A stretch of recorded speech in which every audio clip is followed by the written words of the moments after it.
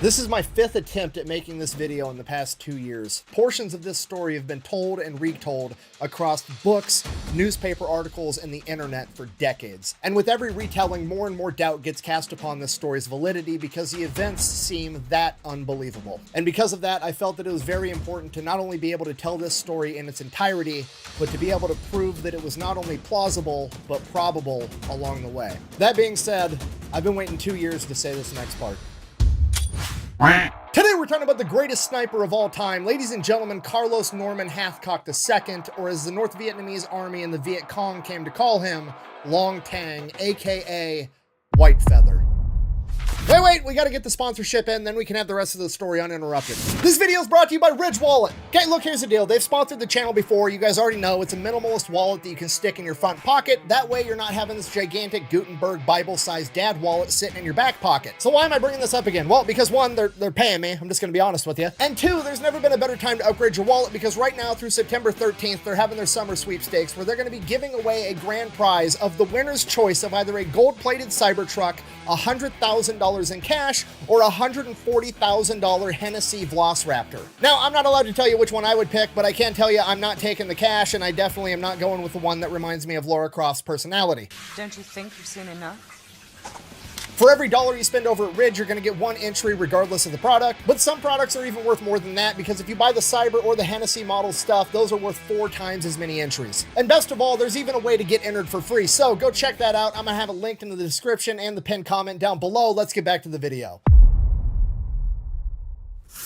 January 20th, 1942, Carlos Hathcock Jr. is born in Little Rock, Arkansas. Fast forward to early 1946, Carlos is approximately 3 years old, and his father has just returned home from fighting in World War II. And with him, Carlos Hathcock Sr. brought home a gift for his adorable baby boy, a German Mauser, which, if you don't know, is the primary infantry weapon of the Nazis in World War II. Apparently, he had tactically acquired it after its previous owner had died suddenly.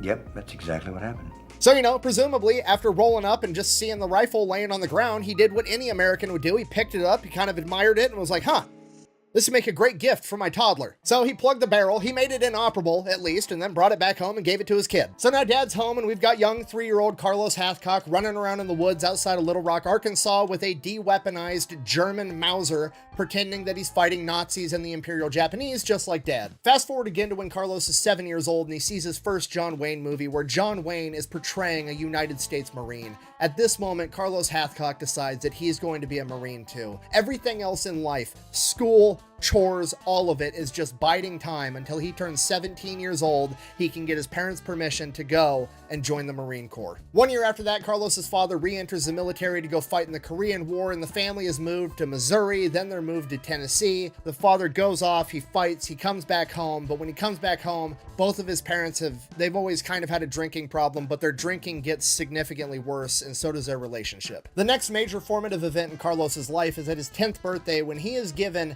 his very first real gun, a J.C. Higgins bolt-action .22 caliber rifle. From that point on, Carlos basically lives out in the woods, shooting cans, squirrels, birds, anything he can, and while Carlos is out in the woods, his parents' relationship continues to deteriorate, and by the time that he is 12, his parents have gotten a divorce, and Carlos is sent back to Arkansas to live with his grandmother in an unincorporated village known as Geyer. Unincorporated village basically just means that they're living out in the middle of bumfuck nowhere. Carlos's next oldest sibling is 10 years younger than him. There's no neighbor kids anywhere near his age for a 20-mile radius, and Grandma and Grandpa are busy doing Grandma and Grandpa stuff, so Carlos spends the majority of his teenage years basically living out in the woods with his dog and his .22 caliber rifle, helping to put food on the family table because Grandma and Grandpa are struggling financially, so they are eating squirrels, birds, and rabbits, whatever Carlos is able to shoot. During this time, Carlos becomes an exceptional outdoorsman. His .22 caliber rifle does not have a very huge range, and if he wants to be able to kill something efficiently, he needs to be able to get as close as possible. He learns how to move through the woods quietly, sneaking up on highly alert prey. And he becomes such an exceptional marksman that he's able to shoot birds out of the air while they are flying with his .22 caliber rifle, which is impressive. And this goes on for years, and then at the age of 15, Carlos drops out of school and goes to work full-time doing concrete. He does that for 2 more years till he finally hits the age of 17. He then gets consent from his guardian to go and join the Marine Corps. So in 1959, at the age of 17, Carlos Hathcock goes off to training to become a Marine, and he absolutely crushes it. I mean, how could he not? He's been doing full-time manual labor for a couple of years, and the 10 years prior to that, he's basically been living in the woods by himself, learning how to become an expert marksman. Despite being the best shot out of any new recruit available, he continues to hone this skill. They have a mandatory amount of time and qualifications they have to meet in marksmanship. However, Carlos Hathcock also spends all of his free time out at the range, continuing to work on this skill when nobody else does. He doesn't just want to be a good shot, he wants to be the best shot, and he wants to be able to do it from every single position the Marine Corps utilizes at the time. They do standing, prone, sitting, kneeling, and they have the infamous squat position at this point in time, also commonly referred to as the rice paddy prone, and Carlos practices all of them and masters all of them. It is at this point that Hathcock begins to develop what he calls his bubble, which is essentially his aura of concentration around taking a shot, where nothing in the world gets any attention other than his target and his crosshairs. One of his instructors once said, and I quote, "An elephant could crap on Hathcock's head, and unless the load blocked the sights, Carlos would never even notice." So Carlos is already just naturally immensely talented at marksmanship, but he's also completely obsessed with getting better. That's all this guy cares about. And it just reminds me of something one of my coaches used to say: hard work beats talent when talent doesn't work hard. And I probably heard this coach say that 50 times over the course of a couple of years. And then finally we had this new guy that raised his hand and said, "But coach, what if talent does work hard?" To which my coach replied, "You should probably stay out of that motherfucker's way." And in the case of Carlos Hathcock, that would prove to be correct. Carlos finishes training, gets MOS qualified as an 0331, a machine gunner, and then immediately gets sent over to Hawaii and stationed there because that's where the Marine Corps rifle team is. So Carlos goes over to Hawaii, reports for his new duty station, gets settled, gets signed up for every marksmanship competition they have scheduled, shows up to the very first one. It's a 600-yard event. Now, Carlos is here because he's a great shot, but he's also the new guy. He just got out of training. All the big dogs are here. This is where the Marine Corps rifle team is at. Like, he's not expected to do well in these competitions at all. He is the newbie that they need to take under their wing and train, and he's the next generation of shooter, and this is going to be his first competition just to get his feet wet, is what everybody thinks is going to happen, and then Carlos wins the entire fucking thing. Pretty much immediately after winning this competition, he is given an official spot on the Marine Corps rifle team, meaning that this is more or less his full-time job now. Like, yes, he's a machine gunner, but his day-to-day job is going to be going and improving his marksmanship to be able to show off how great the marksmanship in the Marine Corps is. Which is great for Carlos. It's basically his dream job, and on top of that, it's 1960. It's a time of peace. There's no prospects for war on the horizon, and there's really nothing else for a machine gunner to be doing, so the rifle team is a great spot for him. Carlos spends the next 2 years there, continuing to hone his skills, winning all kinds of competitions, and one of the people that he meets there that's also on the rifle team is a lieutenant by the name of Jim Land. And Jim Land has this dream that he wants to bring back sniper school and make it a permanent fixture in the United States Marine Corps. Yeah, so if you don't know, in 1960, there's no snipers in the US military. That's not a thing. Most people don't even know what that is or have ever even heard of it. Now, I can't speak for other countries, but in America, there always appears to be this desire from the higher-ups in the chain of command to try to get rid of the scout snipers altogether, right? We had scout snipers during World War II. Right after World War II, they got rid of the school, got rid of the job, didn't exist anymore. Korean War broke out. Bring them back. Korean War ends. Get rid of them. And in my opinion, this is due to the simple fact that the role of the scout sniper both terrifies and makes the chain of command look dumb all at the same time. Because in modern times, how are all the high-ranking generals that are going to conveniently have a nice, cushy, multi-million-dollar-a-year job at a DoD contractor going to be able to justify using an $800,000 Hellfire missile to take out one bad guy when they've got some fucking 20-year-old corn-fed kid from Omaha named Lance Corporal Smith that's willing to crawl on his belly for 3 days and shoot that same guy in the face from 500 yards away with a bullet that costs 68 cents. So the first thing the scout snipers have going against them is that they're just too efficient, right? I mean, it's hard to make billions and billions of dollars off of warfare when you've got these guys out there unaliving people off the dollar menu. You guys are getting paid? Back in the day, the reason for getting rid of sniper school after World War II and Korea was pretty much the same thing. It wasn't a gentlemanly, noble, honorable way of conducting warfare. It seems kind of cowardly to dress up like a bush and shoot your enemy when he can't even see you, which is exactly the type of wannabe tough guy bullshit that somebody not putting their ass on the line would say. It's probably more along the lines of the high-ranking officer realizes, like, well, If I utilize snipers, my snipers are going to go shoot at their high-ranking officers because obviously that's the whole point. But then the enemy's probably going to train snipers and then their snipers are going to come shoot me. Is he gonna come in here? He's gonna kick my ass. The entire concept is just stupid and un-American, right? America didn't win its independence from Great Britain because we marched our happy asses out into an open field and stood there while they shot at us. Fuck you, we're shooting at your ass from the tree line. Get off our lawn. The unofficial slogan of the United States military is, if you're not cheating, you're not trying for a reason, okay? You go to any grunt in any branch in the United States military and you give them the option of like, hey, if you fight like this, we'll write, "He died like a gentleman" on your tombstone. And if you fight like this, you get to go home to your kids. Guess which one he's fucking picking? So if you're not picking up what I put down, the long and short of it is basically snipers don't exist in 1960 because we allow people that don't have to do the job have an opinion on how the job needs to be done. That's why. But Jim Land has been studying up on this. He's been reading the old manuals that he could find. He's been talking to some of the older guys and he's like, this sniping thing sounds like it's pretty fucking important. Somebody should figure this out and preserve it because one day we might need it. So he figures out everything he can about it, gets all the information. He writes up a proposal to the chain of command that he wants to have the very first scout sniper school. It's 2 weeks long and he's going to teach it here in Hawaii. And the chain of command is like, I mean, you guys are the rifle team. All you do is go shoot guns all day anyways. If you want to do it while crawling around in the bushes, fucking go for it. I don't care. Get out of my office. So now, with permission, Jim Land is going to take volunteers, the first of which is Carlos Hathcock, and they are going to go out into the jungles in Hawaii and figure out how to become snipers. Starting from scratch, this is going to be the first iteration of the now legendary Marine Corps Scout Sniper program. So they go out for 2 weeks, they train, they lay the groundwork for the Marine Corps Scout Sniper program. Obviously, Carlos Hathcock excels because he's an expert woodsman. He knows how to move and traverse terrain and be quiet the entire time. And then after the 2 weeks is over, that's pretty much it. Jim Land keeps teaching the course, but Carlos Hathcock is done. He was just a student. He's going to go back to the shooting team. More or less, he just got a pat on the back and attaboy and then a certificate that said that he was a scout sniper now, but the certificate doesn't really mean a whole lot because nobody knows what the fuck a scout sniper even is. So Carlos just kind of chalks it up to a cool life experience that he's thankful for, but he goes back to doing his competitive shooting in Hawaii. That goes on for another year. By 1962, he's getting moved over to North Carolina to a place called Cherry Point, which is weird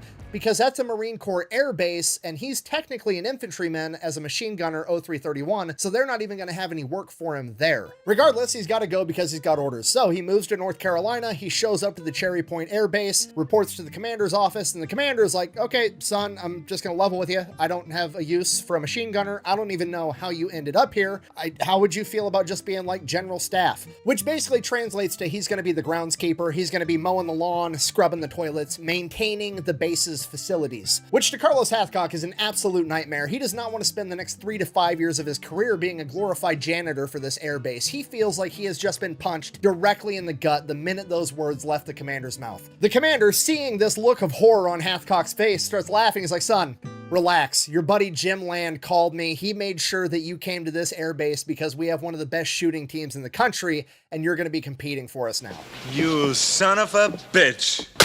To which Carlos, like, huge relief, he gets to just continue shooting and training people how to shoot all day, every day. It's his passion in life. It's the perfect job for him. He gets to keep living the dream. But here's the thing. At this point in time, Carlos Hathcock is a private. And as a private, he's living in the barracks with a bunch of other Marines. And all the other Marines start to notice that Carlos he's a little bit different. Carlos isn't just into his job and enjoys shooting. This man is obsessed with shooting. He stays out at the range every night until it's too dark to keep shooting, and then he comes back to the barracks. He'll drink and smoke like a normal Marine, but he's not going out chasing women. He's not going to the bars. He's staying at the barracks with his rifle next to his bunk, practicing dry firing from all of the firing positions. And just to be clear, he's doing this for hours on end on a concrete floor, okay? Some of these firing positions, like the prone position or the rice paddy squat, are not fun to hold, and this guy is doing it for hours every single night. He's basically practicing death yoga while he's smoking and drinking. It's the most Marine Corps shit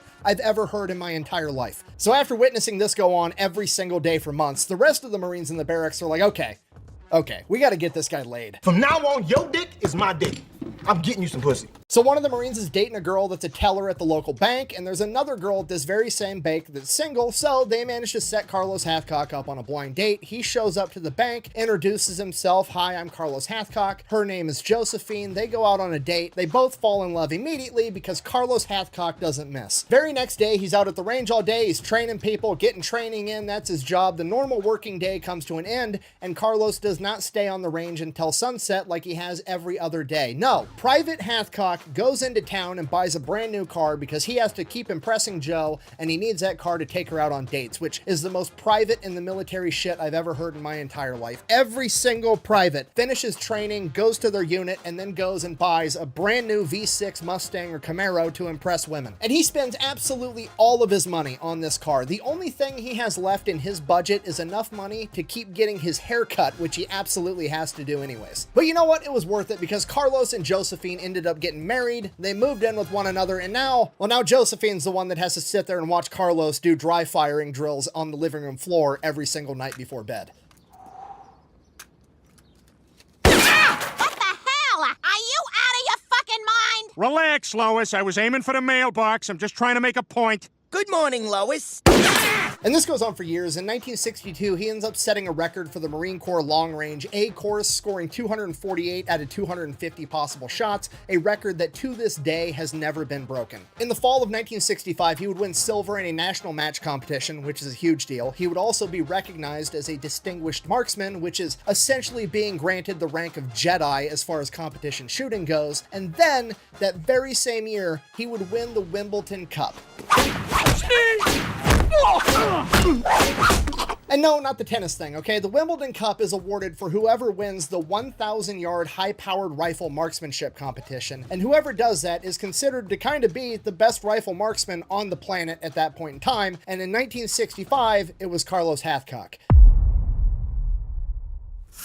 A couple of months later, Carlos Hathcock, the best marksman on the planet, is on his way to Vietnam, so naturally, the Marine Corps makes him guard the front gate to a base. No, I'm not kidding you. Okay, because you gotta remember, nobody understands what a sniper is at this point in time. Jim Land just created the course for it 4 years prior, and none of the tactics have been battle tested. So presumably, there's like maybe a couple hundred Marines that have passed the Scout Sniper course running around in the entire Marine Corps. Nobody understands what a sniper is. Nobody understands how to utilize them, when to use them, and what they're doing. So when they're trying to figure out where to send Hathcock over in Vietnam, all they see is that he's an 0331 machine gunner that has not been attached to an infantry unit and has not been training with a machine gun for the past 5 years, so they don't feel comfortable sending him into combat, so they just have him guard the front gate. I mean, I guess to be fair, it's probably the safest front gate in Vietnam. No bad guys getting within 1,000 yards of it. And this goes on for the first 4 months that Carlos is in Vietnam, him being assigned as an MP guarding the front gate to a base. Carlos Hathcock absolutely hates it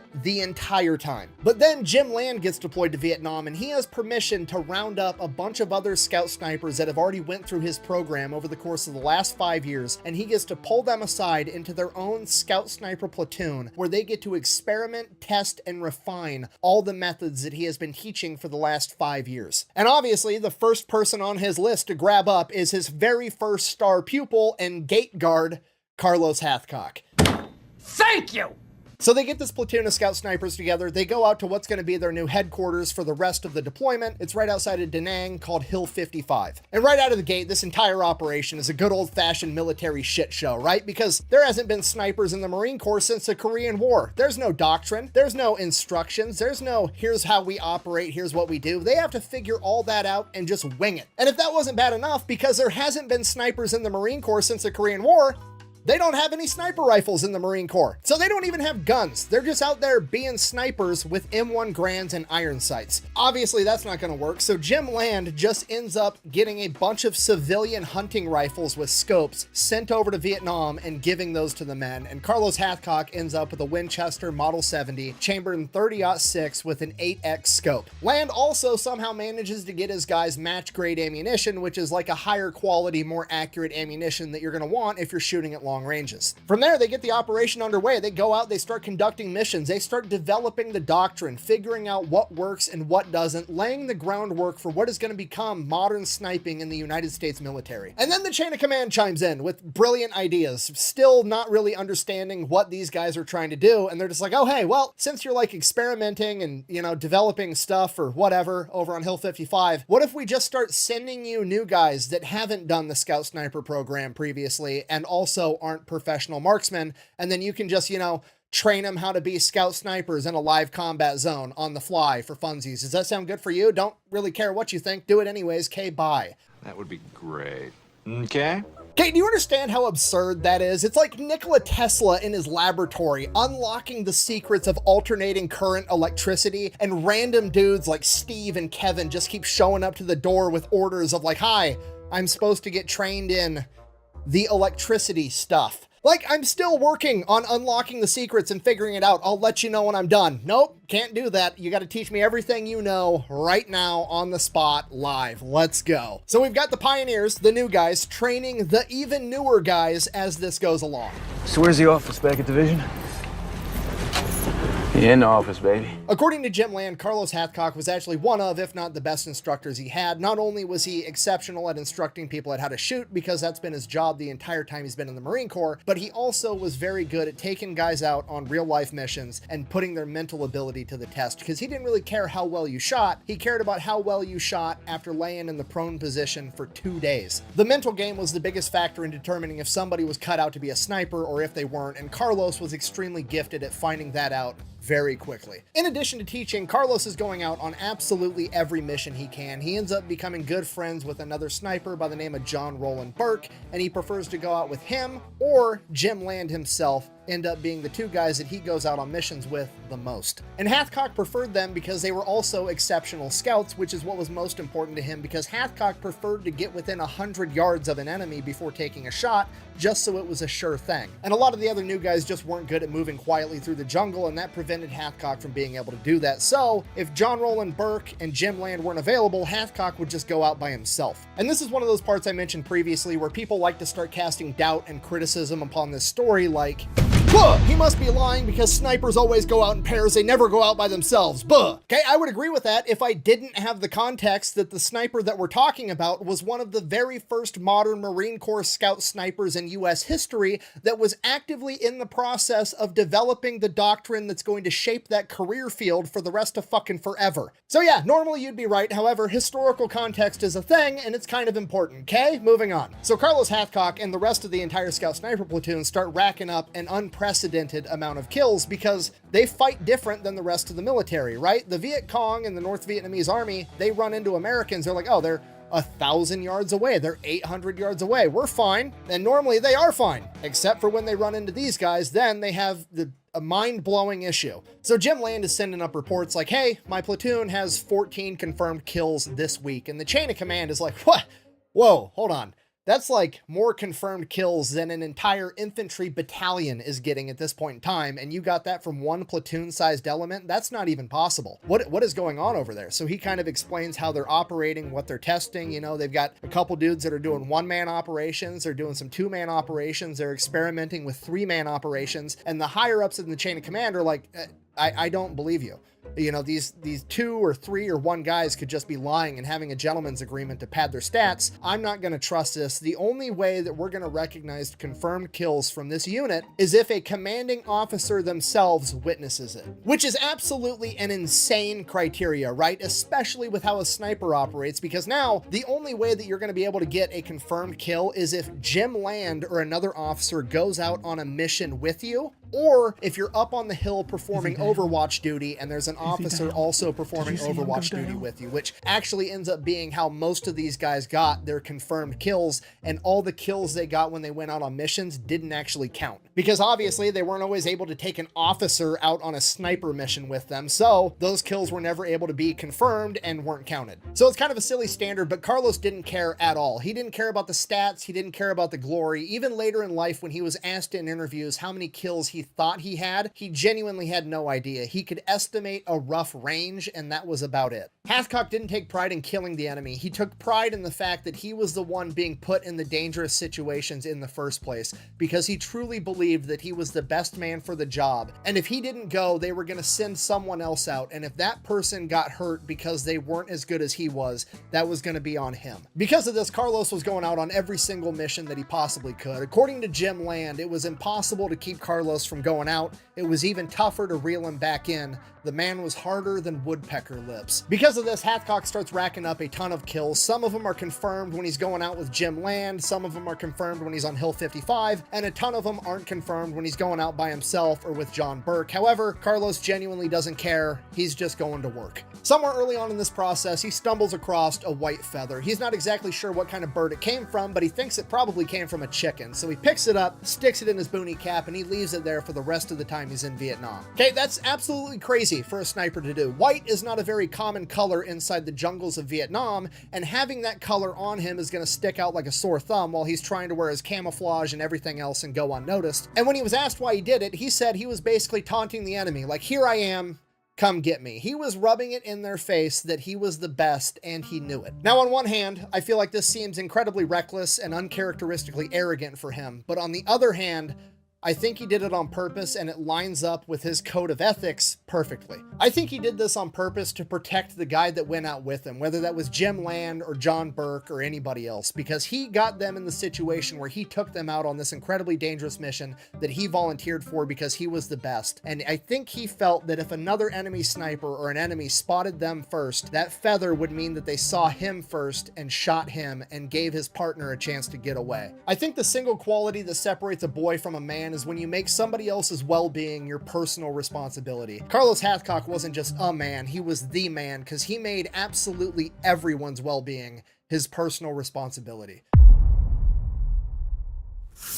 As time passes and Carlos continues to rack up more and more kills, the enemy becomes more and more aware that there's a hotshot sniper out there always wearing a white feather, and they start calling him Long Tang or White Feather. And as Carlos's reputation grows both with the enemy, the scout sniper platoon, and his chain of command, so does his experience. And with that experience, he starts to develop his doctrine, his standards, his operating procedures, and how he does things. He now realizes that he for sure operates best in a pair, and his number one right-hand man is John Burke, that he wants out there with him on every single mission possible. He also figures out that the best way to go out onto a mission is not to be inserted by helicopter with his pair, but to link up with another local infantry unit and go out with their entire platoon, and then him and his spotter will peel off from that platoon and then go out on their 1, 2, 3, 4, 5, 6-day mission by themselves. But that is the best way to be inserted and go unnoticed. He also creates the rule that a sniper fires from a position 3 times, no more, and then he moves to another position. But on one occasion, he would violate that rule. At first, it wasn't any different from what had become his new norm for a mission. Him and John Burke linked up with a different infantry company, went out with a platoon-sized element on their patrol,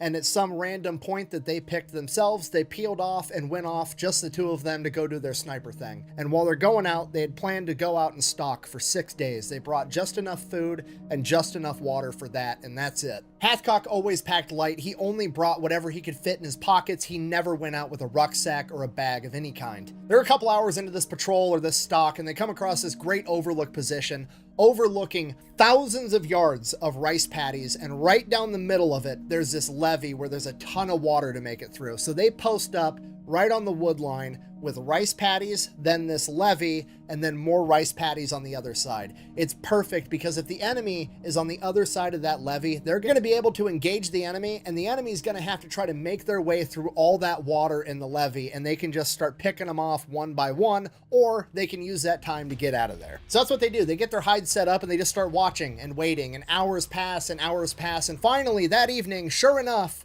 the hamburgers show up.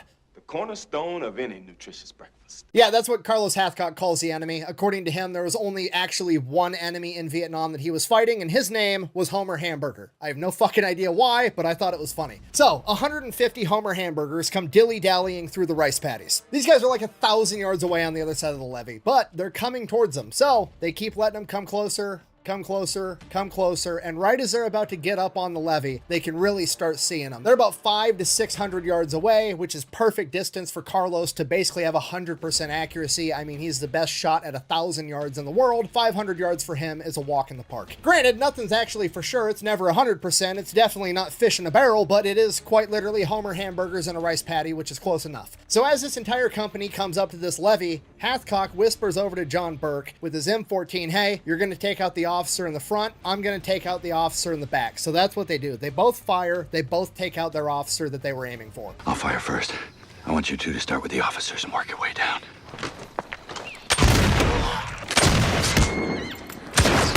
So now there's like 147 Homer hamburgers looking around like, oh shit, what do we do? And the third and final officer takes off running. Believe it or not, it's pretty hard to run in a rice patty, and you can't run very fast, but he also didn't have to run very far, so at least on the bright side, he didn't die tired. So at this point, Carlos is shot twice, John Burke is shot once. That's 3 shots from one location. They got to bounce. But for some reason, Carlos is like, hold on, let's wait a second. Because as he's watching this like 147 dudes, they're just standing there. They don't know what to do. They just bunker down out in the open in the middle of this field and don't do anything. So Carlos is like, I mean, I know we're supposed to move after 3, but I guess we can just sit here and pick them off until they do something. Now, if you're an American, this seems weird to us because in the American military, if you take out the officer, like, congratulations, you've just taken the regulator off the ass-whooping machine. Now you've got a bunch of pissed-off grunts that are looking to get creative, and you're about to find out the hard way it's never a war crime the first time. But in a bunch of other militaries, especially historically, the further we go back in time, they aren't trained to improvise and win anyways. They're trained to hunker down and await for further orders before they do anything, and that's what these guys are doing. And apparently these guys didn't have a radio with them because the orders never came because they just kept sitting there, and Carlos just kept picking them off one after one after one. In his own words, every time one of them would peek up their head, they'd lose their haircut. Now at this point, Carlos considers calling in artillery because he does have a radio and he does have artillery waiting on standby, but he thinks that that's going to play into their favor because if he fires artillery, they're in a rice paddy. So those artillery shells are going to be landing into the water of the rice paddy, drastically decreasing their effectiveness. And then as soon as the first shell lands, all the guys can call, incoming, dive into the water of the rice paddy, ride out the volley, get up, run. They do that 2 or 3 times, they're home free. So he's just going to keep them pinned down, and he does it all day long until nightfall. So when the sun goes down, Carlos finally calls in for artillery, but it's not normal artillery. He calls in for star clusters and just lights up the sky over this rice paddy so that he can see what's going on and keep them pinned down all night long. Once it became apparent that they understood that they were going to be pinned down all night long, Carlos and John Burke took this opportunity to move to a different location. Next morning, first light, the hamburgers have mustered up the courage and come up with a plan that they are going to try to directly assault Carlos Hathcock,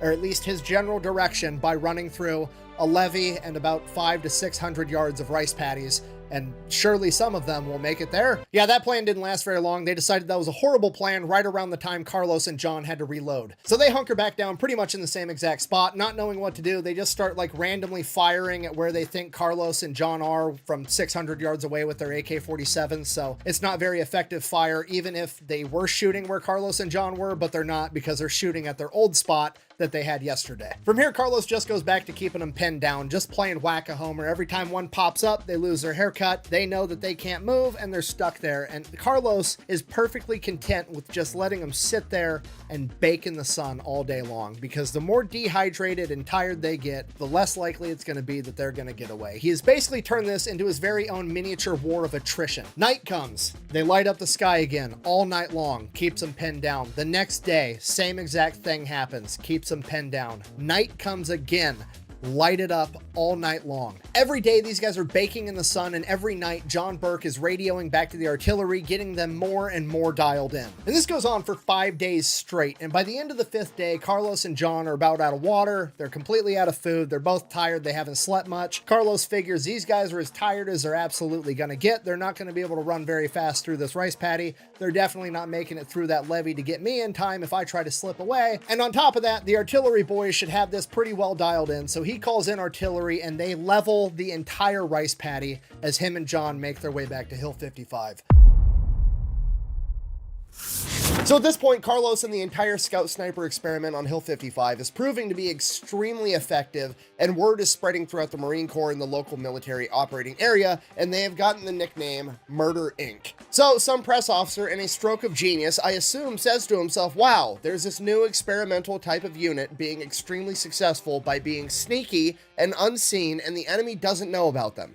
I should write a newspaper article about them to let everybody back home know how effective these guys are. So now Jim Land, Carlos, and the rest of Hill 55 are all pissed off. You know, nothing a sniper enjoys more than when you shine a fucking spotlight on him. Mainly, Ho Chi Minh puts a bounty on both Jim Land and Carlos Hathcock's head and sends his very best sniper to go collect those bounties, a guy by the name of Cobra. But Carlos doesn't know that for sure. That's just the word on the street, until one day there's a young Marine staff sergeant passing by Carlos's tent, and he stops to have a conversation with somebody right by the door of Carlos's tent, and he gets shot by an enemy sniper. Carlos runs out of the tent, sees what happened. He immediately puts together this enemy sniper's probably been watching him for days, and he knew that that was Carlos's tent, and he saw that that NCO was about the same size, same build as him. The enemy sniper thought that he'd just killed Whitefeather. And Carlos Hathcock is absolutely furious. He grabs his rifle, he grabs John Burke, and they head off in the direction that that shot came from, looking for this enemy sniper. They're proceeding with caution, looking for an enemy sniper, stalking their way up there the entire time, so it takes a long time, but they finally work their way down over to the next hill and start working their way up, and they end up finding this sniper's hide. As they're climbing this hill, it started to level out a little bit, and then it dipped back down into this tiny little creek waterway, and then it started going right back up. The creek wasn't even visible unless you were literally right on top of it. It was the perfect spot for a sniper to be. And the little tiny creek was perfect to slip down into and make a perfect, clean, covered getaway and go completely unnoticed. So Carlos goes, you know, that's exactly what I would do. So he starts following this waterway to see where it leads, and they're following it, and they're following it, and sure enough, they come up, and on the other side of this little waterway is the biggest, muddiest, most intentional looking footprints on the fucking planet. Carlos immediately knows that if he follows those footprints, he is going to be walking face first into a trap, because that sniper realizes that he had just fired upon an entire hilltop full of snipers, and surely one of them is going to come after him after he had just killed the infamous Whitefeather. So whatever is on the other side of those footprints is handcrafted by a sniper to kill another sniper. Carlos is looking at the footprints, weighing his options. He could call in artillery and just level the entire side of the mountain from there on out, but that wouldn't be a guarantee, and he needs to make sure, because this guy is too dangerous. The problem is this hasn't really been done before, okay? This sniper platoon that's experimental and is paving the way for sniper warfare hasn't run into this issue where they have to go toe-to-toe with a near peer and they have the upper hand. Carlos is kind of nervous. This sniper's good. He's done everything the exact same way that Carlos would have done it. Later in his life, he was interviewed about this, and the interviewer asked him if he was scared, to which Carlos replied, "I was never scared.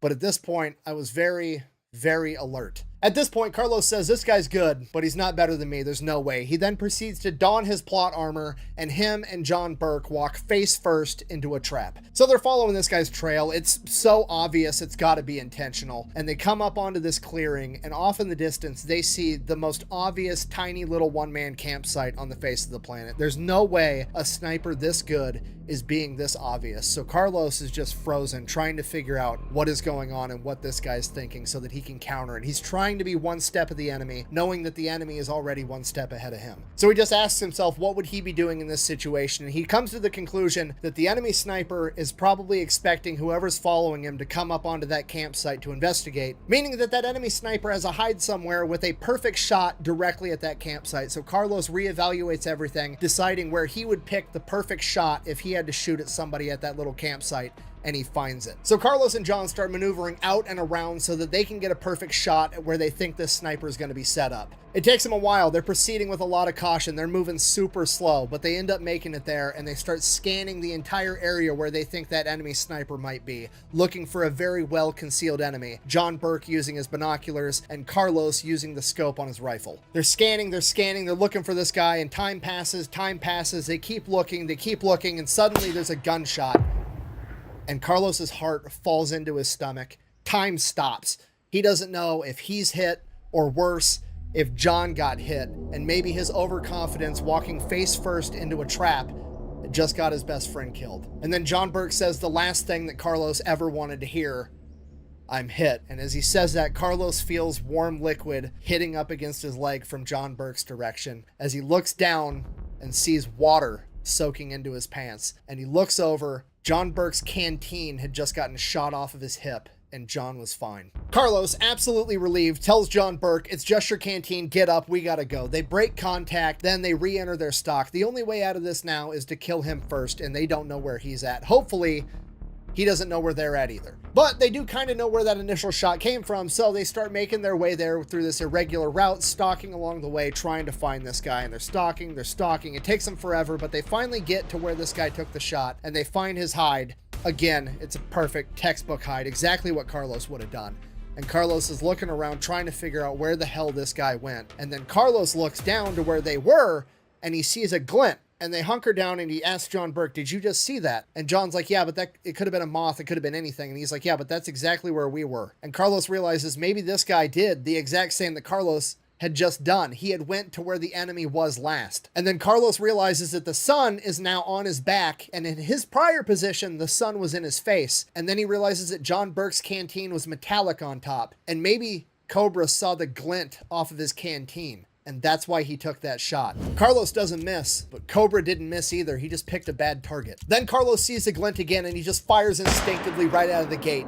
And again, time stops. John Burke can't believe that he took that shot. Maybe it was a moth. Hell, maybe it was Cobra, and he has a canteen too. At least then they'll be even. And they wait. It feels like forever, but it's only like a second. And out of the shadows of where this glint was, a rifle barrel comes into the sunlight, and they see it as Hathcock reloads and gets ready to make a secondary shot. The barrel falls to the ground. Cobra falls on top of it, sliding down the hill a little under this awkward resting position. They wait, they watch. Carlos is ready to make this follow-up shot, but this guy's not moving. So they finally get up, they make their way over to his body. As they approach him, John Burke realizes that Carlos is shot directly through the enemy's scope, not even touching the sides of the tube. At this point, Carlos immediately realizes for that to happen, Cobra had to have been looking directly at him as well. Not John Burke, not somewhere else. The only way that shot was possible was for both of them to be looking right at each other at the exact same moment, and Carlos was just quicker to pull the trigger. And maybe, just maybe,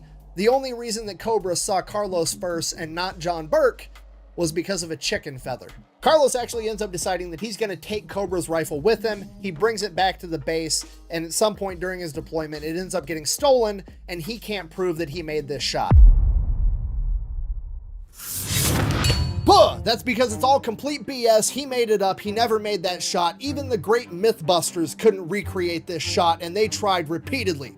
Yeah, people have tried to recreate this shot. To the best of my knowledge, nobody's actually been successful at doing it, and it's probably because nobody's put forward a good effort. Even Mythbusters with the Discovery Channel budget managed to mess this up to the degree that it's atrocious. Okay, the first time they tried it, they shot it at a modern scope. Obviously not gonna work right out of the gate. It's doomed for failure because a modern scope has about 10 times as much shit inside of it, and there's no way you're gonna be able to penetrate through it. Then they realized that they were shooting at a modern scope, so they got a Mosin Nagant period accurate scope, which is what Cobra would have had, and he should be able to penetrate through that scope way easier had they not been shooting at it with a 308 fucking hollow point round. Okay, if you don't know, a hollow point round is designed so it immediately expands and dumps all of its energy on impact. Okay, you're trying to penetrate through something. Why would you fire a round designed to expand and dump its energy? If I wanted to stab a motherfucker at a skating rink, do you think I'd have better success with an icicle or a snowball? Then after that, they're like, oh,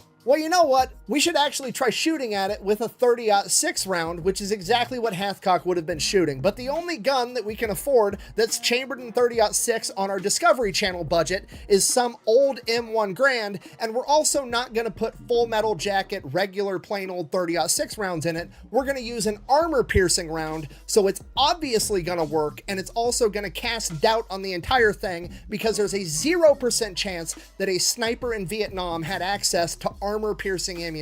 Okay, all you have to do to recreate this shot the right way so we can know for sure if this is even possible is get a Winchester Model 70, get a 30-06 Full Metal Jacket round, and get a 3X Mosin Nagant scope and shoot it through the scope and see what happens. And to the best of my knowledge, it's never, ever been done. Until now. For this, I teamed up with my friend Nick Johnson over from the PewView channel. He's the best shot I know. If I know anybody that can get this done, it's gonna be him. But we didn't want to just capture this on camera. We're potentially proving history if we can get this done. We wanted to capture this on camera to the best quality that technology currently allows. And for that, we called up my other friends, Adam and Bryce from the Ballistic High Speed channel, and they drove up from Indiana with their fancy ass cameras, and we captured this shot at 100,000 frames per second.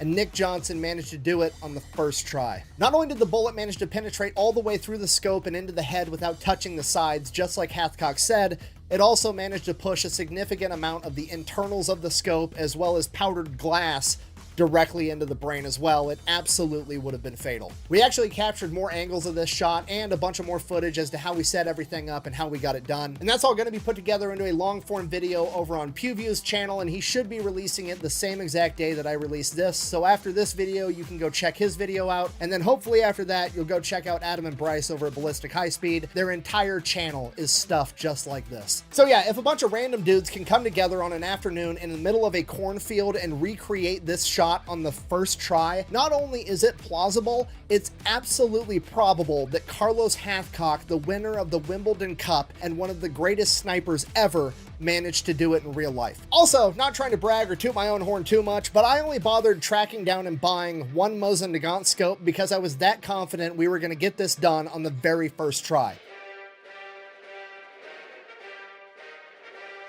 Yeah, babe. What are all these telescopes doing on my counter? I just take them to Kohl's and return them. I don't need them anymore. Yeah, you have horrible timing. Love you. Okay. Bye. So for Carlos's next adventure, it's not really an adventure. He ends up getting stuck on Hill 55 doing a bunch of Overwatch duty. Basically, he's up on top of Hill 55, which is kind of right by the Ho Chi Minh Trail. If enemies walk by, he shoots at them. The problem is, by this point, Hill 55 has been occupied by snipers for months, and the Viet Cong have kind of figured out that that particular hill is a little bit spicier than the other ones, and they can put accurate fire out a lot further than most other hills could. So they just stay extra far away from it, which, you know, to be fair, brilliant plan. That's exactly what I would do. So Overwatch duty, kind of boring. Carlos Hathcock is just kind of sitting up there. He can see these bad guys way off in the distance, right? They're on the Ho Chi Minh Trail. They're smuggling stuff. They're doing recon on the hill, whatever they're up to. He just doesn't have a gun that's both accurate and powerful enough to reach out there and do something about it. So then one day, a couple of CBs show up and they're building something for Hill 55, and Carlos goes over to the CBs because, I mean, let's face it, the CBs can build just about anything with virtually nothing. And he's like, hey, I need you guys to build me a mount for an M250 cal so I can just pop the scope off of my Winchester, throw it on the 50 cal, zero it, and then I have a longer ranged weapon for when I'm on Overwatch duty on top of the hill. And the CBs are like, sure, no problem. Here you go. Made it for him right away. So now every time Carlos shows up to Overwatch, he pops a scope off of his Winchester, mounts it onto the M250 cal, and then he just has to zero it to the 50 cal. And he does that by shooting at a rock 2,500 yards away. And he knows he's zeroed enough when he can hit the same rock 3 times. Don't get me wrong, it's a big ass rock. It's more like a boulder. And just to be clear, so we're all on the same page, the 50 cal is definitely more accurate with a scope, but it's also definitely not a precision sniper rifle by any means. When you're shooting out to crazy distances like 2,500 yards, the quality of the gun and the quality of the ammunition really start to matter. If I did the math right, a 50 caliber BMG round traveling out of an M250 caliber Medusa at 2,500 yards, even if Carlos shot perfect, that round could still wind up anywhere within a 6-foot diameter of where he was actually aiming, and none of that would be on him. It's literally just the variability between the weapons platform and the ammunition. Obviously, Carlos Hathcock knows this, but it's still going to be a lot of fun because he was just sitting up there bored, unable to do anything, and now he's at least going to be able to scare the shit out of people. So that's what happens. Every time Carlos shows up for Overwatch duty, he pops the scope off of his Winchester, mounts it onto the M250 caliber, and then he zeroes it on a boulder 2,500 yards away just to get it as close as humanly possible. Then one day on Overwatch duty, Hathcock's just scanning the perimeter, doing his normal thing, and he stops cold in his tracks. He's like, there's no way this is happening. And he motions over, LT, get over here. Get on the spotting scope. Look at this. LT gets on the spotting scope. He's like, okay, what am I looking at? And he's like, you see that dude, the scout with the binoculars, 2,500 yards out there? Not seeing him. He's like, he's literally sitting on a rock. Which rock is he sitting on? The one with all the bullet marks on it that I use to zero this gun every day is the rock that he's sitting on. The misfortune of this man is palpable. The LT sees him and is like, holy shit. Carlos Hathcock fires. Okay, here's the thing with this. Shooting an M250 cal at 2,500 yards, if I did this math right, that's going to take like 2.8 seconds for that round to get there, okay? That's almost 3 whole Mississippi. 3 Mississippi after firing a round is like 3 minutes in the bedroom. It's basically an eternity. As they're watching in their scopes, the milliseconds are going by like hours, and this dude way out there on the rock apparently got done looking at whatever he was looking at and goes to stand up. At this point, Carlos is like, I missed. There's no way I'm gonna hit this. And as soon as he stands up completely, he catches this round directly in the head. Deep center field. Pilar racing back, getting to the wall. He jumps and he makes the catch. That was awesome. And this is actually the world record for the longest distance confirmed kill in combat from 1967 until it was broken in 2002. It took almost 40 years of technological advancement and a sniper shooting an actual big-ass hopped-up modern-day sniper rifle, and he only beat Carlos Hathcock's record by 30 yards. Now, to be completely fair, as I've kind of already explained, there was a fair amount of luck involved in him actually landing this shot, and he is the first person to actually admit that in his interviews. However, getting lucky is also kind of a skill, and Carlos Hathcock just doesn't miss. And if he hadn't stood up, I'd went over his head. But, as luck would have it, he stood up. He caught that chunk of lead.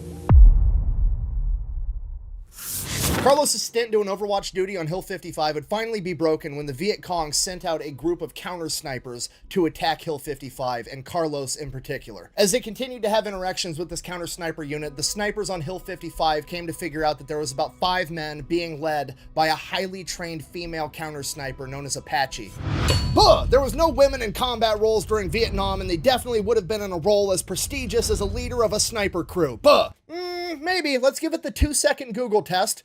Women in Viet Cong. Several million Vietnamese women served in the military and in the militias during the war, both for the North and the South of Vietnam. So women absolutely did find their way into combat during the Vietnam War. Now, that doesn't necessarily mean that they were a highly trained sniper, so let's examine that more closely. The Vietnam War is essentially America versus guerrilla fighters known as the Viet Cong, and the Viet Cong are being backed by the NVA, the North Vietnamese Army, and the North Vietnamese Army is being backed by the USSR. So since the USSR is advising them, training them, and supplying them, the question becomes, would the USSR ever consider training and utilizing female snipers? Not only would they, they're literally the most famous people on the planet for doing it. In 1942, the USSR started a female-only sniper school because they believed that females excelled at the job of being a sniper. They believed that women were exceptionally good at this because people always underestimate women and don't see them as a threat. They were easier to conceal because they had smaller stature. They exhibited a greater pain tolerance. They were more patient, and they were easier to teach because they didn't have as big of an ego. And you know what? There's a solid argument they were right, because a lot of the women that came out of that program ended up being some of the most successful snipers in human history. Literally, the Lady of Death, Ludmila Pavlichenko, who has 309 confirmed kills, came out of this program. And there's a ton more that have kill counts in the 2 and even 3-digit range. You're probably thinking, what? This is crazy. Sorry, I'm getting sidetracked. Apache and her crew decide that the best way to try to take out the snipers on Hill 55 is to go around to the local villages, capturing South Vietnamese that they believe are aiding the Americans on Hill 55. And they capture them, and then at night they get them within earshot of the hill and torture them to death so that the Marines can hear their screams at night. And this is going on every night for like 2 weeks straight. The Marines are pissed, they're distraught, they don't know what to do because they know it's a trap. Okay, she has her whole crew set up with sniper positions, trained on her, and if they go in and find her and track her down, they're going to be walking face first into a trap. There's literally nothing they can do because she only comes out and does this at night. And they never know where she's going to be doing it because she does it in a different spot every single night. The only thing the Marines can do is go out the next morning, find the remains of her latest victim, and clean that up. And one day, Carlos is on the detail to go out and collect those remains and get everything taken care of. But today, it wasn't a North Vietnamese soldier or somebody helping out the Americans. It was a Marine. Seeing the remains of this young Marine that's been tortured to death, Carlos has never been so mad in his entire life. He goes back to Hill 55, gets his shit, gets ready, goes to Jim Land, tells him, I'm gonna go kill this bitch. To which Jim Land says, I'm coming with you, and they go out together. So Carlos Hathcock and Jim Land set out to stalk Apache. They have no idea where she's gonna be next, but they do know where she's been most recently and the sites she hasn't been to for a while. So they go to one of the sites she's about due to visit and set up a hide. They're there all day, just scanning everywhere with the scope of their rifle and with their spotting scope. They're taking turns back and forth on who's on the rifle, who's on the spotting scope, because being in the prone firing position is absolutely exhausting. Carlos has just been in the prone for about an hour, and he goes to hand the rifle to Jim, and right as he hands the rifle to him, they both have a hand on it. Apache and 3 of her snipers appear off in the distance. Both Carlos and Jim tense up, not wanting to let go of the rifle because both of them want to take this shot because it's personal. This little tug of war ends up alerting Apache, and she disappears and the shot's gone. Both Jim Land and Carlos Hathcock are embarrassed. Now Apache knows they're out there hunting her, but that's what she's wanted all along, so they know that she's gonna come and try to outsnipe them. So they're gonna remove to a different hide where they're gonna have a look at their current hide and the area around it and try to spot her when she comes for them. So they go, they get their new hide set up, and they're waiting all day. They're scanning and they're waiting, and somewhere along the line, Jim Land calls into the artillery guys and gets them set up with the exact coordinates of this entire area. That way, if they do show up, he's at least gonna cover this place with artillery shells and try to take him out that way. And they keep waiting all day long, and then right at dusk, as the sun is about to go down completely, they see 5 shadowy figures off in the distance of the wood line sneaking around. But they're not sure it's them yet, so they just continue to watch, and then this crew starts stalking around, going around the old location where Hathcock and Land were. So this has to be them. So they're waiting for a good shot, and then one of the figures steps off to the side and squats down to do something. Maybe they're tying their shoe, maybe they gotta check the map, something. But Jim Land takes this opportunity to radio in and start dropping artillery on that location. The first artillery shell lands literally seconds later. These Marines had this dialed in so close already. And as the first shell lands, that shadowy figure is still squatting down, and Carlos realizes that's got to be Apache, and she's squatting down to take a piss. Carlos realizes this the second the first artillery round hits, and when that happens, Apache stands up and starts sprinting away. Carlos follows her with his crosshairs, gets a bead on her as she continues to run, and he fires. She collapses. Carlos immediately reloads the bolt on his Winchester and fires again into her body as it lies lifeless on the ground. 3 of the other figures have been taken down by the artillery, and there's now just one man running away. Carlos immediately shifts over and fires on him, dropping him as well. After the artillery barrage stopped, there was eerie silence as Carlos and Jim Land approached their corpses. They ended up recovering Apache's sniper log, proving that it was her. Later in life, Carlos said that his first shot at Apache when she was running at a full sprint while artillery was going off all around him at dusk was the best shot he's ever made, and the most personal one. The guy in front of her was trying to get her to stop because they were running right towards us where they'd seen us before. He was trying to get her to stop.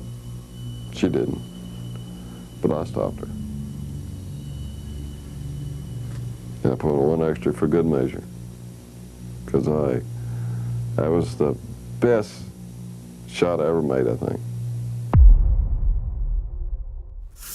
So Carlos Hathcock, Jim Land, and John Burke are all back on Hill 55. Things are kind of starting to slow down. I mean, they're still going out on missions, they're still doing Overwatch duty, but they're not having run-ins with any more main characters, you know, people with nicknames and prowess. It's just your typical anonymous bad guys, your Homer Hamburger type situations. Now, Carlos has been in theater for about 11 months. Remember, the first 4 was him being an MP guarding the front gate to a base, but the other 7 months have been pretty fast-paced and non-stop the entire time. So in the next month or 2, he should be heading back home to see his wife Josephine, and he's ready for it. He's tired. He's been through an awful lot. At this point, he has about 86 confirmed kills and hundreds of probables that can't be confirmed because there wasn't an officer present to witness it. Then one day, out of the blue on Hill 55, a bunch of Force Recon Marines show up, but they're not acting like your normal Force Recon Marines. These guys show up. There's no pleasantries. There's no, hi, how are you? There's no introductions. My name's so-and-so. I'm from this unit. That, nothing. They show up and are like, are you Carlos Hathcock? And he's like, yeah, that's me. And he's like, we need the best sniper around to go on a mission. I can't tell you what it is.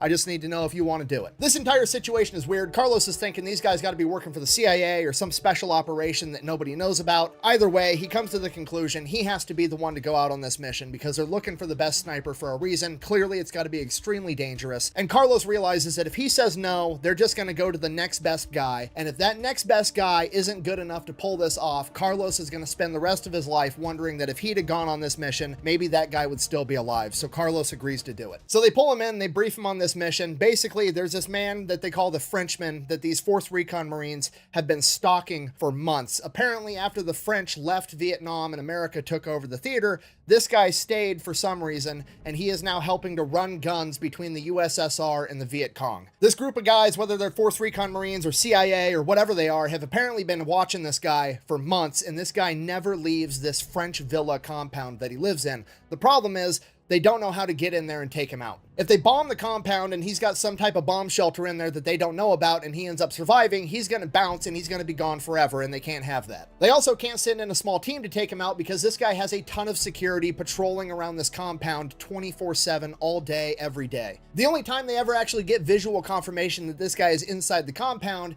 is when he actually shows up to the front gate to meet with the Viet Cong that are either dropping off or picking up weapons because he doesn't like them coming inside the compound, so he at least shows his face at the gate. So their thought is if they can get a sniper to take him out when he goes to the gate to meet the Viet Cong, that's going to be the best way to guarantee that this guy dies. But the problem with that is this villa is out in the middle of a grass field for like 800 yards in every single direction, meaning that the closest they're going to be able to get for a sniper is 800 yards away, which is really pushing the limits of what a sniper at this point in time can do, and they don't have anybody with them that can make that shot guaranteed. And this is where Carlos Hathcock comes in. So they give Carlos a topographical map. They tell him, here's the locations that we can insert you with a helicopter. Here's the places that we can extract you. Here's the villa. You pick where you want to line up your shot. However you want to get this done, you tell us, we'll make it happen. Carlos is examining this map. He identifies a good spot that he thinks he's going to be able to get this shot off at the front gate. It's about 800 yards away from the gate. From there, they figure the entry point with the helicopter, the extraction point, they get the whole plan laid out. Him and John Burke are going in the very next morning. That night, Carlos spends quite a while memorizing the entire topographical map. He's going to know exactly where they're getting dropped off, exactly all the terrain features in the area that he needs to be able to identify to know where he's going, and exactly how to get from the point he takes a shot back to their extraction point and get out. He doesn't even need to bring the map with him because it is burned into his memory. Very next morning, Hathcock and Burke jump inside this helicopter. They get flown in, they get inserted, they get dropped off, helicopter takes off. These guys start sneaking their way through this wood line, making their way to where they got to line up this shot. It takes them a couple hours, but they finally make their way up to this big dirt mound right on the edge of the wood line. They get set up, they get their shots lined up, they're looking right at the front of this gate. There's patrols going around, but these guys are 800 yards away from this front gate. They're fine. They're just waiting, watching, and observing all day long, watching for hours and hours and hours. Sure enough, a convoy of cars comes rolling up the road towards this gate. They stop at the gate, a bunch of dudes get out, it's the Viet Cong, and they're waiting at the gate, and sure enough, this massive French guy comes walking out in a white button-up shirt. This dude's well over 6 feet tall. At this point, Carlos is thinking, you know, this is an 800-yard shot. We're really pushing the limits of when I can guarantee I'm going to hit, but this guy's doing everything he can to make it easy for me, wearing that nice white button-up shirt. He literally looks like a silhouette paper target that he's used to shooting back home at the range. Not only that, but because he's so tall, he is head and shoulders above all these Viet Cong guys, and as soon as he stops walking around and stops to talk at the guy in charge, Carlos lines up his shot, takes it, and just folds the guy in half. One shot, one kill. Hathcock and Burke slide down the reverse side of the mound and start making their way back to the extraction point.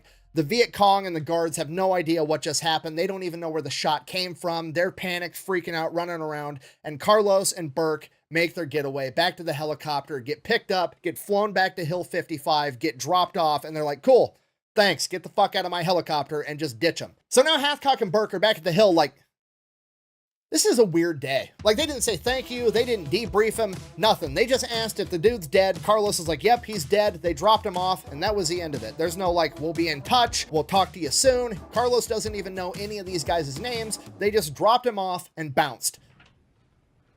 What the hell just happened? Now, Carlos doesn't know this at the time, and honestly, he may have never found out because the government didn't even admit that this existed until the late 1990s, but everything about this sounds like MACV-SOG. If you don't know, at this point in time during Vietnam, America has this ultra-secret special forces group known as MACV-SOG, and it is comprised of the very best Army Green Berets, Navy SEALs, and Force Recon Marines available, and their job is to covertly go into neutral territories like Cambodia and Laos because the North Vietnamese army is using these neutral countries to smuggle supplies all the way down deep into South Vietnam. So they are going into Cambodia and Laos as well in small man teams trying to stop them. Now, to be completely fair and intellectually honest, I can't prove this, but everything adds up, and I think that Carlos Hathcock just got picked up by some MACV-SOG guys, flown into either Laos or Cambodia without him even knowing, conducted a covert operation inside of a neutral country to help stop the supply chain of supplies getting funneled into South Vietnam to help the Viet Cong.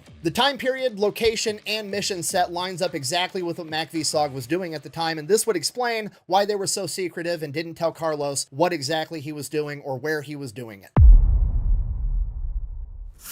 Back home on Hill 55, some time passes and everything's just regular. It's normal. Wake up, go to battle with Homer Hamburger, go to bed, repeat. This goes on for about a month, and then, sure enough, the Recon Marines / CIA / MACV-SOG, whatever the fuck these guys are, they show back up again asking for Carlos Hathcock. Pretty much the same exact thing happens. No pleasantries, no hi, how are yous, no introductions, doesn't know anybody's name, just, hey, we got a dangerous mission, you're the best man for the job, do you want it or not? And at this point, Carlos Hathcock is 3 weeks away from going home to his wife, Josephine. Absolutely nobody would blame him if he did not want to go out on this top secret, extremely dangerous mission with this weird special forces group that nobody knows who they are. But again, Carlos knows that if he doesn't accept this mission, they're just going to go to the next guy, and that guy isn't as good as Carlos Hathcock, and he just can't live with that. Carlos accepts the mission. Okay, they take him in, they brief him on what's going on. It's basically the exact same mission as when he killed the Frenchman, except now it's even harder. This time it's an NVA general. He's living inside of this French villa that's kind of tucked up right by the wood line overlooking this enormous grass field. And the dudes briefing Carlos are like, this field is like 2,000 yards long. There's no terrain features to get the high ground. There's nowhere to even get a shot close. So obviously you're going to have to shoot from the wood line. The problem with that is they're patrolling around this compound 24/7 all day and night, and they're using dogs. So even if you can get close enough to take the shot, they're going to start looking for you and hunting you down with dogs after the fact, and then you're really going to have a problem. You're probably not going to make it out of this. Carlos is immediately like, I'm not taking the shot from that wood line. I'm taking the shot from that grass field. And the advisors are like, what? What are you talking about? To which Carlos is like, that's the last place they'd expect it to come from, so that's where it has to come from. I want you guys to drop me off way over here on the other end of the map. I'll go through these woods, and then I'm gonna low crawl for 3 days, moving 1 foot an hour until I can clear 1,200 yards to get within 800 yards of this villa, and then I'm gonna take the shot and hopefully sneak away. To which the advisors are like, I mean, sounds crazy to me, but you're the expert. We came to you for a reason. If that's how you want to do it, go ahead and get it done. Go ahead and grab your boy John Burke. You guys get ready. You're going out first thing in the morning. At which point Carlos informs him he's going out alone on this one. It's too dangerous, and moving that far through that grass field, he needs to be as small as physically possible. So Carlos goes back to his tent, grabs everything he needs. He grabs 1 canteen of water, a little bit of food, his rifle, and his Colt 1911 for a backup weapon. And for the first time since he found it, he leaves the white feather there because he doesn't have anybody else there with him to protect, and he wants every advantage he can get. From there, he gets in the helicopter. They fly him there, insert him exactly where he wanted to be, drop him off right at dusk. He maneuvers through the wood line, gets to this field by nighttime, and starts low crawling all night long.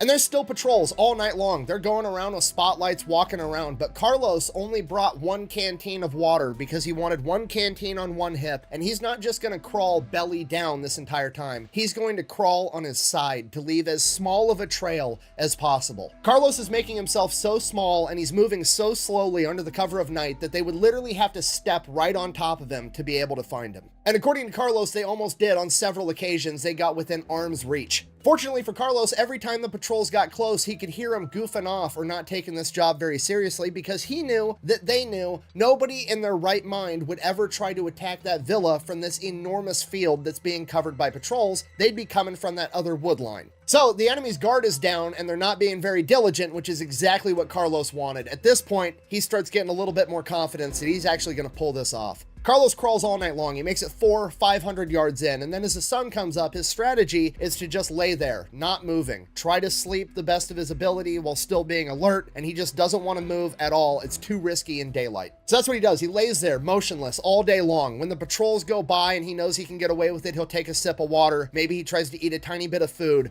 Otherwise, he's just laying there. So obviously, this sucks, but the plan is it's supposed to suck, so everything's actually going great. But by lunchtime, a vulture, or whatever the Vietnamese equivalent of a vulture in this part of the world, starts circling overhead above Hathcock. To which Carlos is like, shit, what do I do? Do I just keep laying here and let it keep circling? Like, it's not going to get the balls to come up and try to eat me. I should be fine that way. But then he realizes it's a bunch of army dudes with their guard down, and if they see a vulture circling, one of those dumbasses might just be like, hey, let's go see what animal's dying in the field that vulture sees. So Carlos has to figure out a way to get this vulture to quit circling overhead. Now, he wishes he could just shoot the fucking thing, but obviously that's not an option. So literally the only thing he can do to try to get this vulture off of his trail is to start moving slowly again, but now it's in the daylight, so it's extremely dangerous. But at least he's still pretty far away and he's not up close, so maybe nobody will notice. So that's what he does. He starts inching along again in the daylight, hoping this vulture fucks off, and eventually it does. By then, it's nighttime again. Carlos again crawls all night long, clearing hundreds of more yards. By the time the sun comes up the next day, he's made it a total of somewhere between 900 and 1,000 yards in, meaning he only needs to go 300 to 200 more before he can finally get that 800-yard shot. Luckily, there's no vultures circling overhead today. Unfortunately, he is now being eaten alive by fire ants. In addition to that, he's out of water, he's out of food, he's dehydrated, he's hungry, and he's just laying in this field dressed like a bush, getting baked alive by the sun while fire ants are trying to eat him. And this is the hardest part of the entire mission, the mental game, the suffering of knowing that he's 1,100 yards at most away from his target, and he's taken shots that far before and landed them. He knows that in theory, he could take this shot right now and it could all be over and he could just go back home and get some water, some food, and get these fucking fire ants off of him. At that distance, he could make it, but he can't guarantee it. So he lays there and just continues to suffer the entire day until that night when he advances forward another 300 to 400 yards. Somewhere between 700 and 800 yards away, he finds this tiny little elevation, this little itty bitty hump of dirt that doesn't even appear on topographical maps. It's so small. And he gets on top of it, and this is going to be where he takes his shot from. The next day, he's watching with a scope, trying to figure out who the general is and get ready to take this shot. And after a while, he starts to figure out a lot of these guys keep going back to the same person, and that same guy keeps pointing, and then these dudes keep going and doing whatever he's pointing at. So clearly, that's got to be the man in charge. That's the general.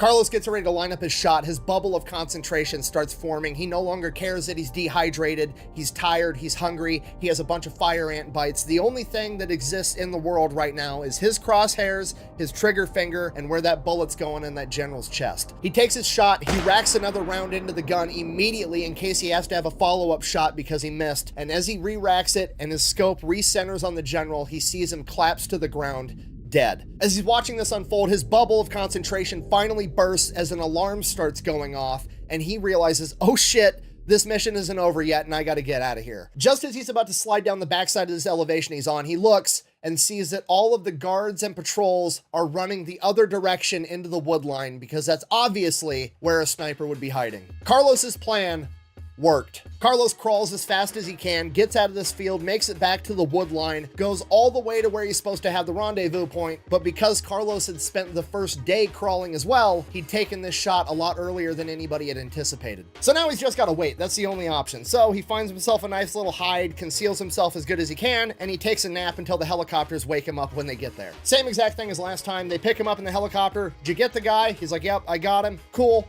Thanks, I guess. Take him back to Hill 55K, get the fuck out of my helicopter. Still doesn't even know who these guys are.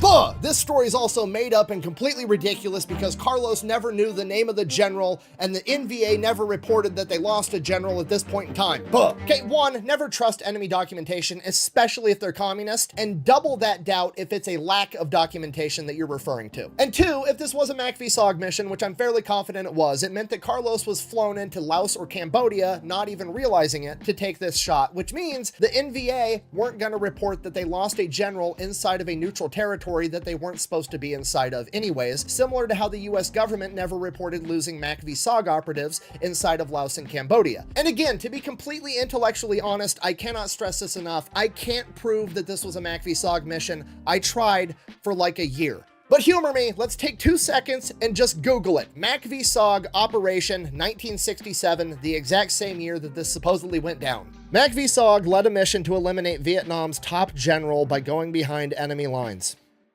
That's suspicious.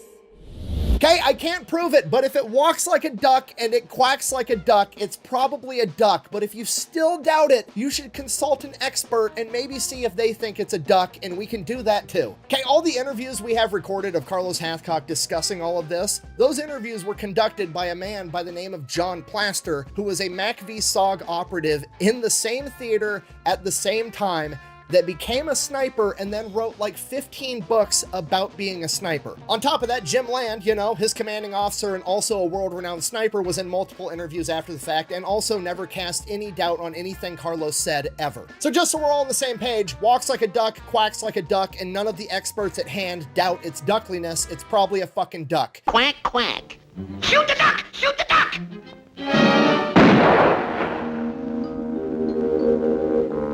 I'm sorry, I'm getting sidetracked and angry. Anyways, so Carlos is back at Hill 55. Basically, at this point, he's got a couple more days of duty, and then it's time for him to pack his shit up and go back home to America. He's home for about a year, and then he gets sent back to Vietnam again in 1969. Now, over the last couple of years, and in part due to Carlos Hathcock himself, being a scout sniper has become much more well-known and much more respected. Because of that, the Marine Corps is actually starting to get scout sniper equipment, and Carlos isn't going to have to do his second deployment with a civilian hunting rifle. He gets issued a Remington 700, chambered in .308, racks up a couple more confirmed kills, bringing his total to 93 confirmed by that ridiculous confirmation criteria, with somewhere between 300 and 400 probables. Then one day he gets ready to go out on a mission, does his favorite strategy of linking up with an infantry unit, and then as they move along, at some point he's going to peel off and go do his own thing.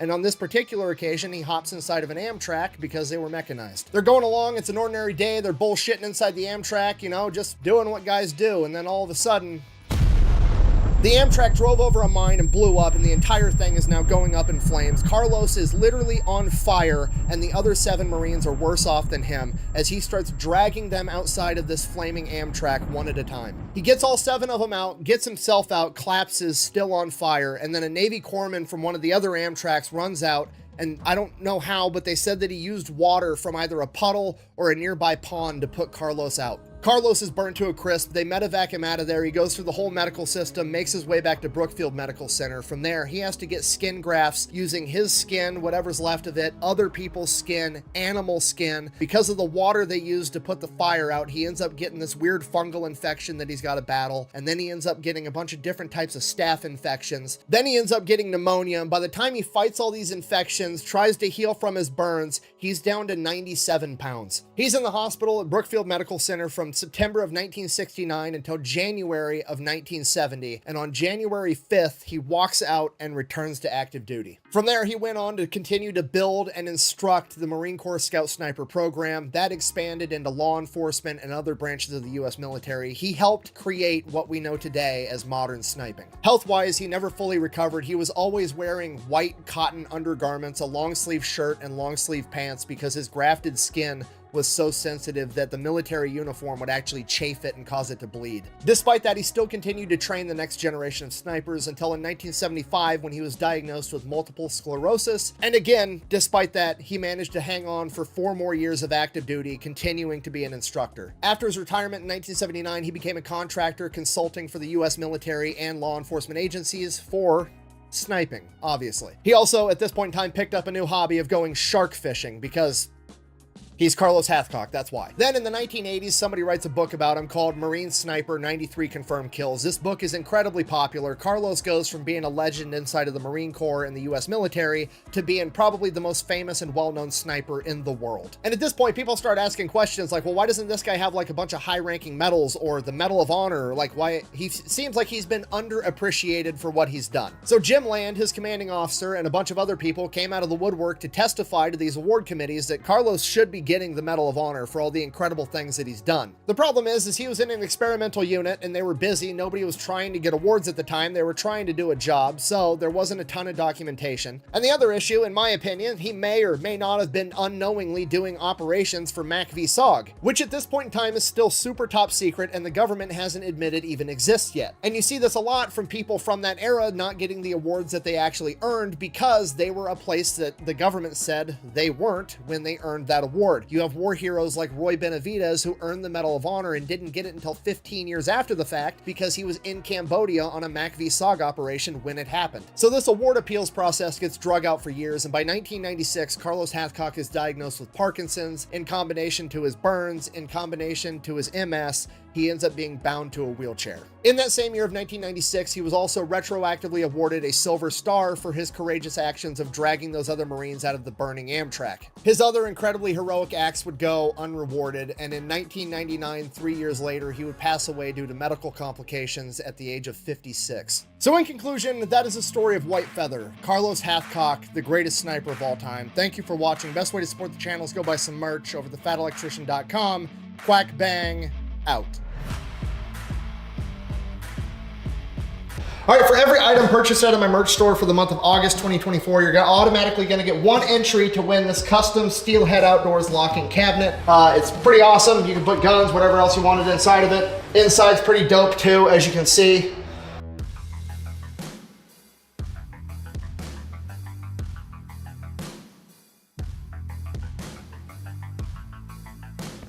But yeah, every single item, doesn't matter if it's a koozie, a sticker, a shirt, sweater, any item is one entry automatically, and then there's a free way to enter over on bunkerbranding.com. You can get all the links and everything over thefatelectrician.com. Quack bang out. How would you like to be remembered?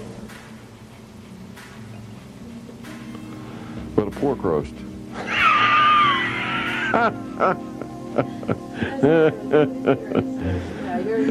That's an Arkansas man, you know? That's it.